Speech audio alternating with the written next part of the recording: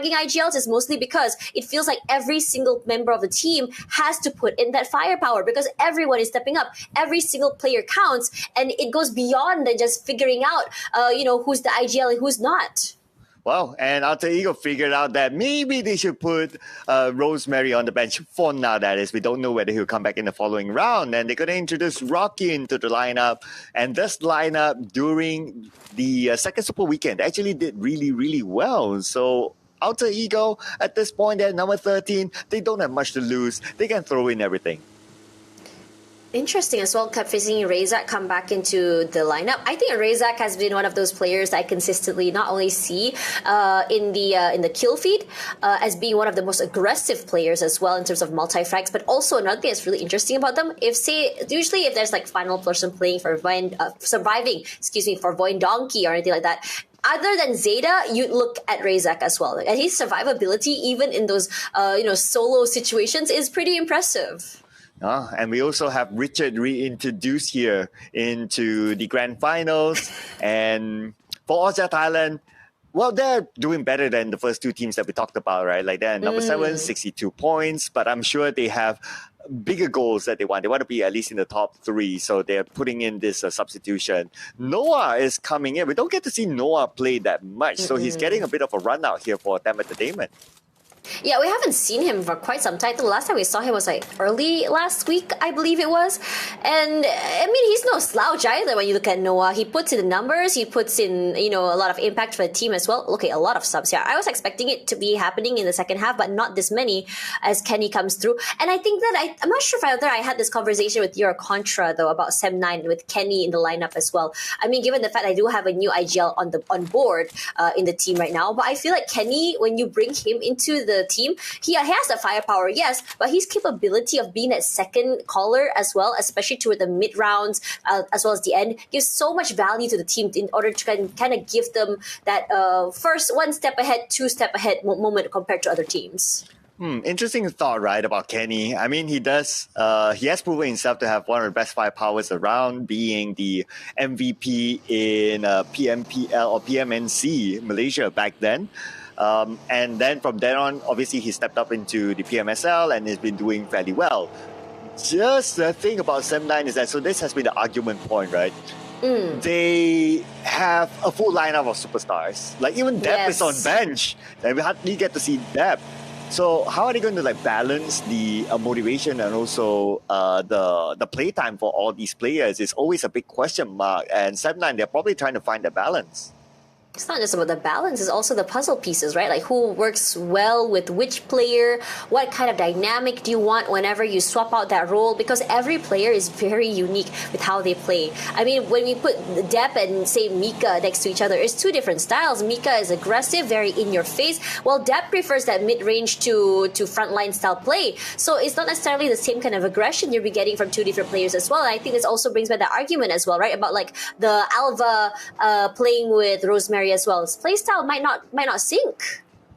Yeah, so that's the thing about having like a star-studded lineup, right? That the teams will really need to balance on. There are some teams here that they stick with only 4 players. So, for example, D Xavier is the best example, right? They stick with 4 players. Yeah. They have not done a single substitution. When they have a sub, they have Chua as their sub, and Chua did not play a single game. And it has always been a D Xavier thing, right? Even like in the previous seasons when they had Frankie in the lineup, they have Frankie and Chua, both subs, but they hardly play these 2 players. And they always remain with the same 4 players, even though they have a bad game. So they have found that formula of just trusting the process and making it work. It's not just about, I mean, yeah, I agree with you, trust the process, but at the same time, I think it keeps them warm, right? In terms of momentum, just constantly playing. Imagine you're playing 3 games and suddenly you have to stop and then someone new comes in while the rest of the teammates are already warmed up and kind of riding the momentum from the previous matches. Say Kenny comes in here. Is he as prepared and as in the groove as the rest of his teammates as well? I'm sure they would have done their warm-ups, right? Or he would have done his warm-ups while waiting for himself to be playing.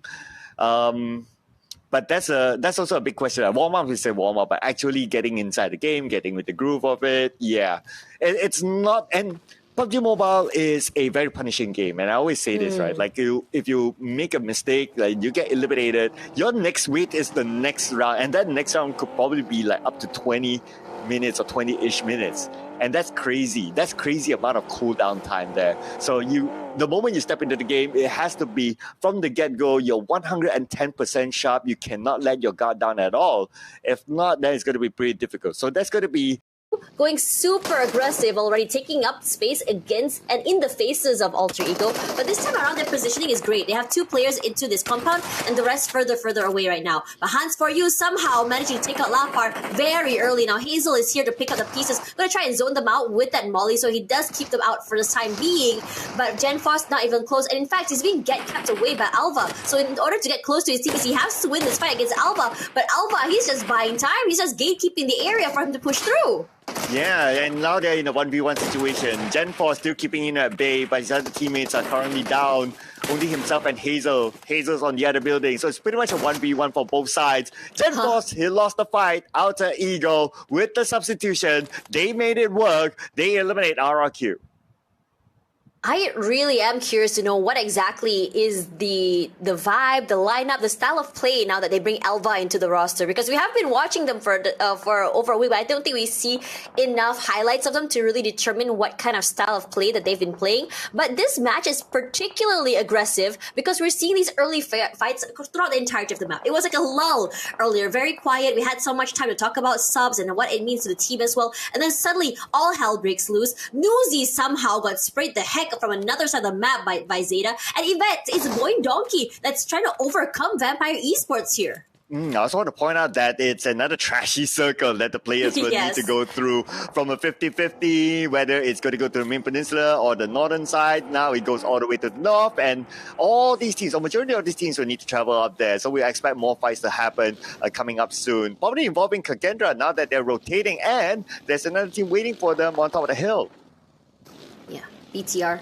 Nice cross as well in front of shooting range there, so anyone crossing by could be in trouble, but I don't think they're going to get active quite yet. It's not the BTR style play, at least not for this week. But the amount of teams that are fighting to come in from the southern side, that caused a lot of ruckus just now. And look at Kagendra now in trouble, a lot of pressure coming in toward them, but they're not looking to fight, they're looking to evacuate. And it's a nice different style of play as well for Kagendra, because they're showing us so many different styles of play, aggression, and also giving us that space. And here's the replay of that earlier fight just now as well, from so many parts, so many angles. It was just chaos throughout the entirety of this compound, because it wasn't really a true 4v4. It was a 2v2, 1v1 somewhere there, and then someone else lurking on the other side. Yeah, so that was a quick work there by Alter Ego. So a great start for them, but not so great start for RRQ. If you kind of think about it, with like 9 games including this, if RRQ did well this round, they will still put themselves in a somewhat of a chance to actually pull off a surprise to D Xavier. But now with this one game gone, then it's not all hope lost. I mean, they come back like multiple chicken dinners. They could still potentially catch D Xavier, but every round counts now. This is a very interesting circle. Come up all the way northern side here. I mean, I did say I wanted a Georgia Pole circle, so somewhat almost there though, if you think about it. But the amount of teams over toward the mid side of circle, and granted, there's a reason why here, because the area between Georgia Pole as well as the river in northern side of Ruins is a choke there. So you like it or not, you have to cross that area, and it's such a tiny amount of land with terrains as well. It's not going to be easy crossing that, and this circle is getting smaller, so it is going to be a somewhat centralized area here. We're not too sure whether it'll go toward the urban side or rather the terrain, but I suspect it might be toward the terrain, since that's where all the players seem to have really parked themselves at. Well, some of them are not really parking yet, and they're still rotating now, including Boom Esports and Team Flash. At the same time, Hans For You knocked down by Red Bull somewhere else and finished off by Red Bull. That's going to be Alter Ego losing one player to the hands of Austria Thailand, while Team Flash, they need to find a way to get into the circle. But we're going to focus on the Nati right now, 1v3. Nice Nate come through as well. D Xavier getting very aggressive right now. They're looking as completely overwhelmed, but so was Panishes, and that's good. Nate T couldn't even try to survive that. So now it's just down to them to go for these resets. They can go for a surprise, they can isolate these fights, and suddenly D Xavier saying, okay, we lost one player already, cut our losses, minimize our losses, in fact, and let's move out of the way here, because right now we're seeing a lot of noise coming in from BTR as well. Oh, and also noise coming in from Boom Esports onto Team Flash. Here we go. Pops will be at the forefront, but he will be punished by Pondbit. Knocked down, immediately eliminated. Now it's going to be Young T on the other building, all alone. He has to pull off a big clutch here. 1v3. Do much right now. Young just trying to fight for his life. He goes prone. He's in trouble. Cannot play with his teammates. Cannot play off each other. And boom, show us what it's like to completely overwhelm a team without even allowing them to be prepared for that onslaught. They're aggressive. They're different. For some reason, I don't know what it is, but it feels like a different kind of boom right now. But maybe I'm overthinking this. Well, it's still early, but gotta give the credit for the 4 eliminations that they got. So looking forward to more.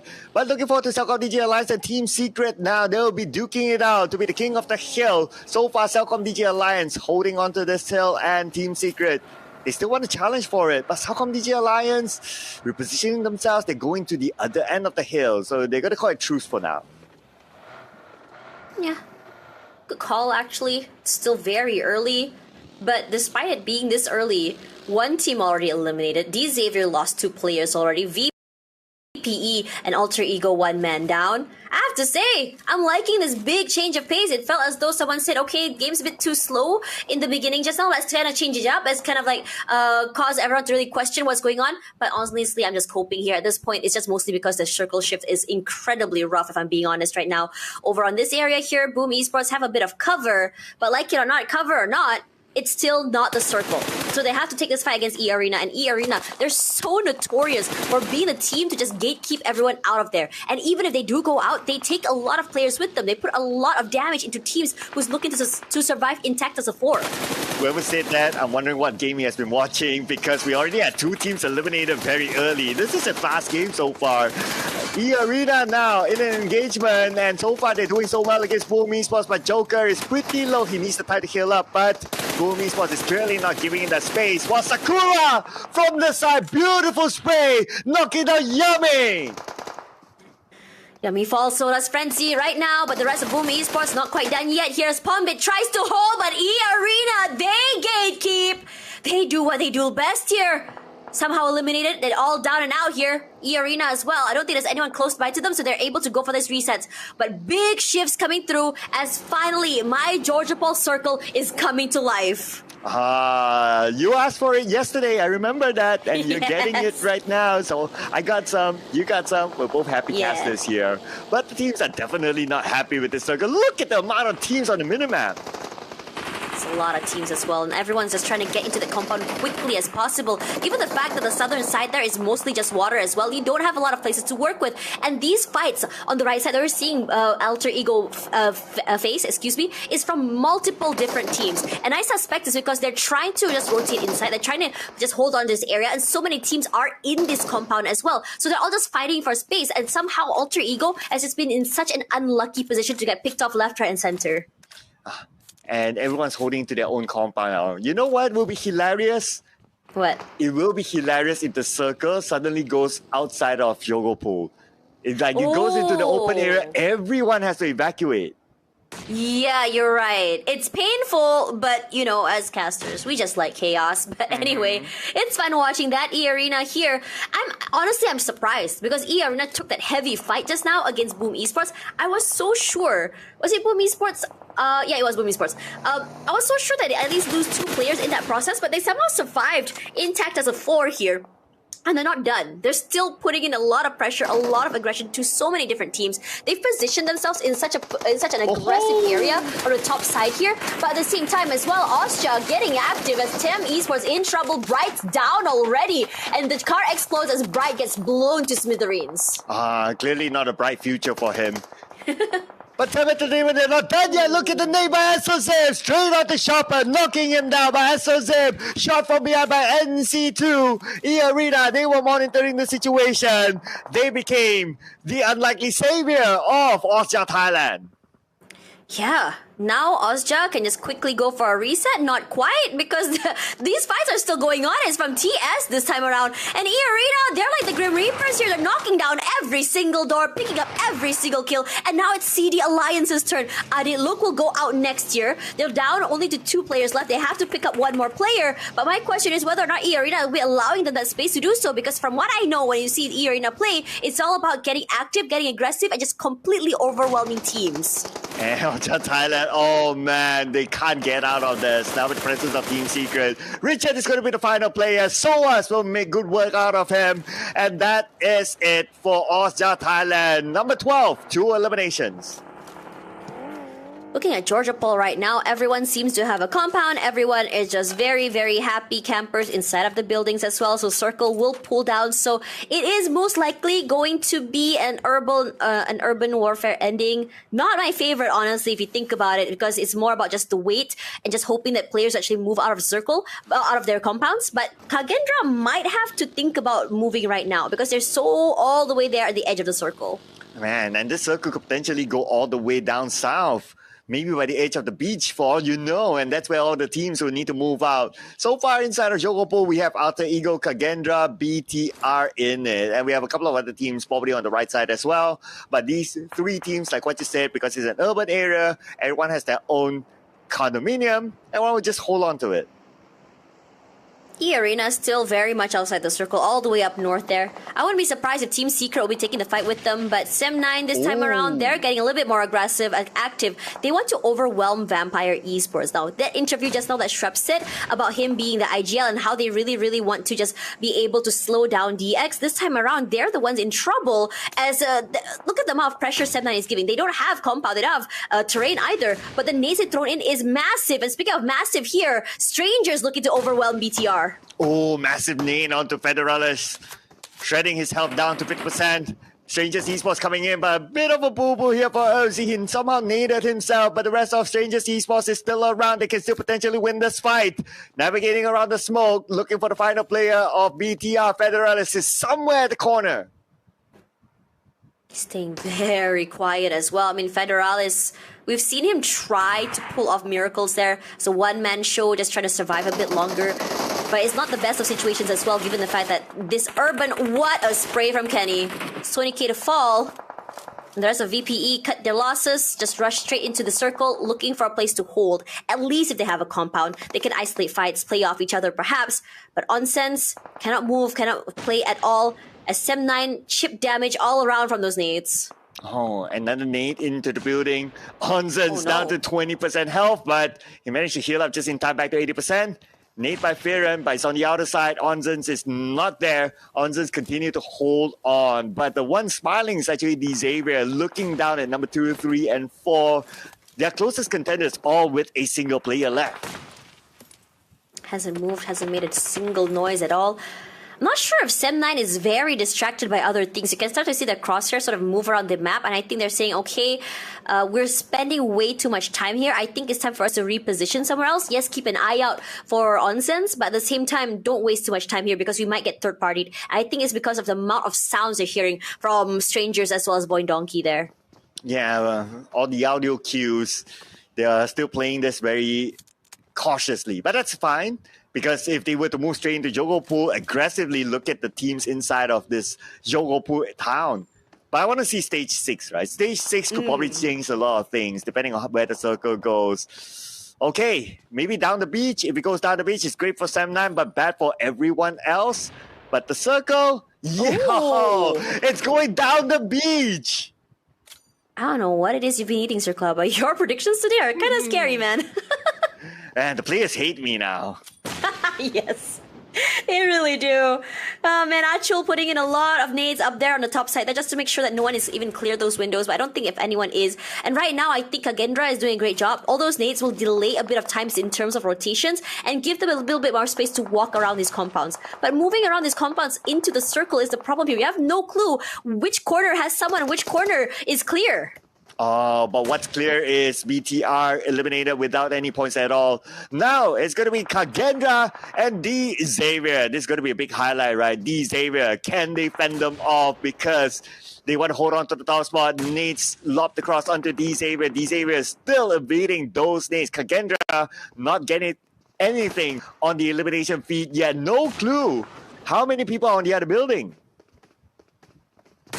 Staying fairly quiet. Whoa, man. Parajin ate a whole nade to the face right now. And Achul, he's saying, okay, that's enough waiting here. I want to breach this compound. I want to get up close, active, and personal. But not too close, though. Lamborghini eating a lot of damage. Parajin does show his hand at the very least. So there is an audio cue at the very least for Xavier that there is somewhat of a crazy, scary weapon in play. But Kagendra walking close here. Just blind sprays around here. Lamborghini staying fairly close right now. But these angles through the windows, you don't peek those. It's dangerous. One shot in the face is all you need with the DBS. Excuse me. Well, and look at the crowd celebrating the fact that Kagendra eliminated the top team D Xavier, and now the number one spot is up for grab. But Vampire Esports and Cellcom DJ Alliance only has one player. I wonder how many points can they collect. Anyway, points are still points. They're starting to collect placement points now. Yeah. Mila lying in wait right now. I think Kagendra very aware that he's close as well. The rest of strangers, I mean. But at the same time, there's also another worry. It's Team Secret here. But Kagendra, they are doing such a great job of making space for themselves, putting those smokes down. So as knocked down already. And Lobby, he really, really wants that one elimination point. Not going to be the easiest to spray as well, because he actually just gave away his hand. Nades come through here just to clear out those smokes, but he doesn't really care. There's no care from Kagendra at all. They're just rushing out forward here. Achul should be okay to pick up as well. Casper eats a big nade to the face, but instead of resetting, he says, you know what, I don't care. I want to go inside the compound, and I want to play close. I want to have these CQC plays and fully take advantage of the situation. Oh, and even GK tries to take advantage by lobbing nades onto Kagendra. Oh, and man. Mela got one. That's going to be Azami now down on his knees. Kagendra, they might lose Casper as well. It's go time for Achul and Lily Boy, but same goes for Strangers Esports coming down to the lower ground, looking for the next target. They're chasing the remaining members of Kagendra, wiping them off in Wrangle. Love that reaction coming in from strangers, taking advantage of the full chaos coming in from Team Secret, jumping out as a 4 and catching Kagendra off guard before they could even brace themselves from the initial onslaught. That is what we call quick thinking and adaptability. Love seeing this from the team. They've been fairly quiet, but their fangs are definitely down and out here. But they don't have to worry right now because Sem9 is currently on the outer area. They have a terrain to work with, but they're all the way out there in the open. And they have Mika playing that guard, watching for Onzens, not allowing him to move at all. And Sem9, they have potentially the best position possible. But we still have stage number 8, so we gotta chill and wait how stage 8 plays out. But Sem9 also needs to be aware that the fact that there's one player behind that could be the kingmaker for Sem9 when they get into an engagement. Anyway, GK, he got Lobby, and that's going to be a knock, but not sealing the deal yet. Yeah. GK love the position as well. I think TS, they have like what, 1, 2, they're pretty fairly separated if I'm being honest right now, with Break inside the compound, GK on top of the building. I think it's great. At the same time, it's also very, very dangerous. But you know, only good things come to high-risk, high-reward players, exactly like they wanted. Onzens finally goes down after what it feels like an eternity, and now we're out to our top 5. So at the very least, Vampire Esports play for placement points, but no eliminations. Oh, we can hear the crowd cheering. The fact that Sem9, they spot Onzens, and now their back is all clear. They only need to focus on what's in front of them.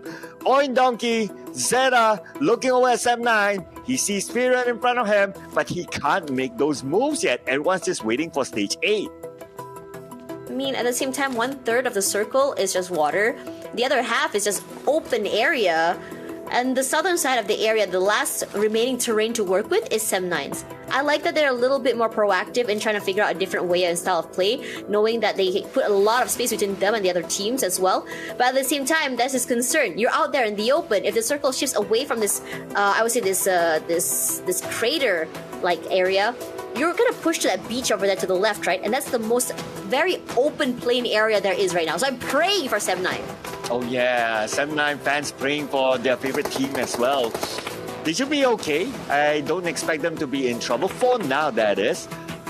but it all depends on stage number 8. We'll find it out in about 5 more seconds. So this is agonizing, just waiting for the timer, waiting for the circle.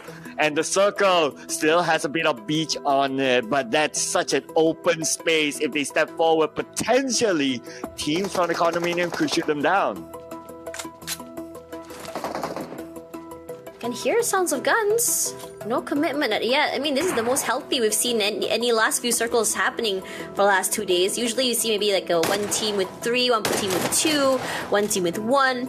But with 3 teams fairly full and only TS with only 3, I expect this to be super competitive, especially toward the northern side here. So I feel like 7-9 really chose well in a way, because all the teams over at the northern side are going to have to fight each other, like it or not. They're going to have to cross off each other as well as the circle shifts. So this big space between them and 7-9 should keep them alive for just a little bit longer, unless of course someone's marking them. And this is the only option for 7-9. They cannot go to the left side beach. They have to crash into the compound, and that's exactly what they're doing. Smartly creating a smoke bridge. Boy and Donkey will need to play the defense game now against 7-9, but it's going to be Lobby X knocking out Mika. Into the smokes right now as Fearon will be the front liner, eating a lot of damage there from the nades. He's up close and personal with Team Secret. The nades do finally find him in the end. 7-9, one teammate down and out. Fearon needs to be picked up right now. It's only Trexie all alone here, the lone IGL. That wall cannot hold him for any longer, and Team Secret completely obliterate the home crowd favorites. And now Team Secret will need to defend against Boy and Donkey. Boy and Donkey jumps down, and they will take this fight against Team Secret while Strangers Esports they monitor the situation. Vexing needs a break.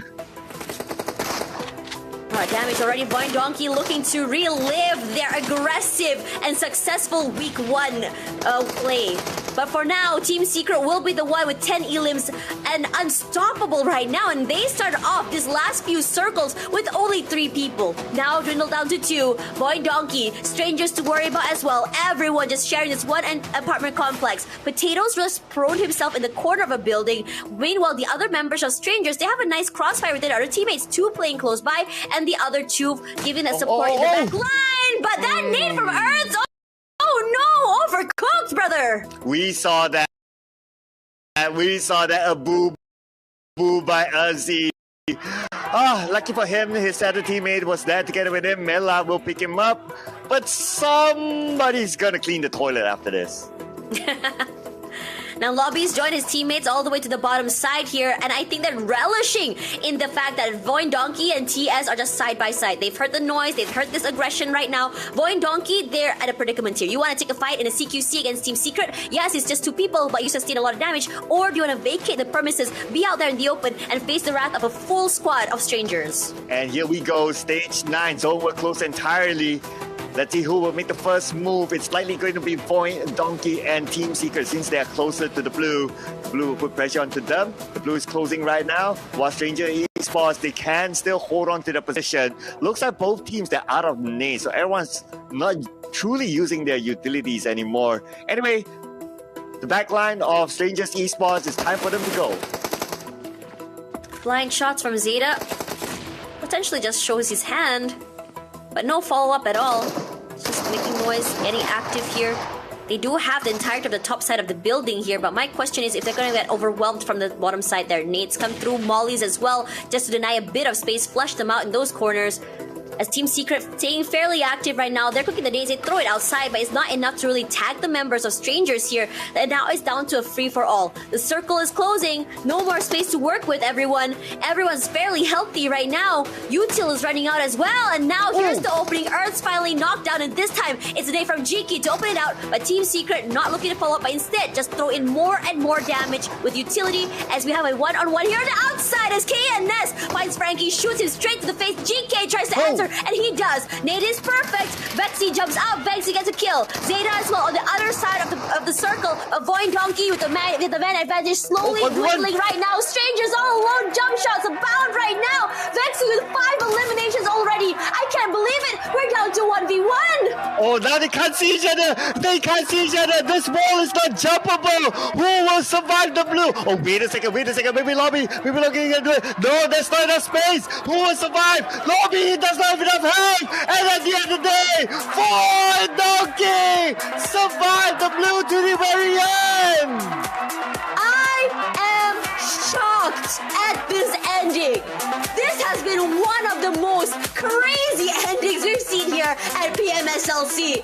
Teams very, very healthy, an urban ending, everyone surviving till the end, no one moving at all. It was down to the wire. It was anyone's game. Oh man, it could have gone either way, honestly. Honestly, it could have gone either way. It was insane. But the fact that there was that wall at the very end. And Zeta, he had a little bit more health. That's how he could survive the blue the moment the blue arrived on top of him. And he scored that chicken dinner for the team just by surviving. Oh my god, my heart's shaking, Cloud. I was not expecting that. I was at the edge of my seat because holy heck, what a game that was. Everyone was getting active here, and it was such an interesting circle. As you called it, it was a trashy circle. It was hard to navigate, it was hard to rotate as number one, so we're seeing a lot of early fights. But these teams who are already up in the northern side, they fairly got a lot of time to take up space there toward Georgia Paul here. But it's still not the easiest kind of places either because Sem 9 forced away on the outside. People sharing one apartment complex side by side, but not sure whether or not they want to commit. This is the interesting moment about this particular match. Oh man, that wall had to hit the highlights, right? The Great Wall of Zeta, like some of our audience would call it. Rexy, Zeta, Razor, Potato. This match was insane. This is arguably the most entertaining run that we've got so far in the Grand Finals. And Boy Donkey, coming with the chicken dinner, they scored themselves 9 eliminations together with it. This is great. This is huge.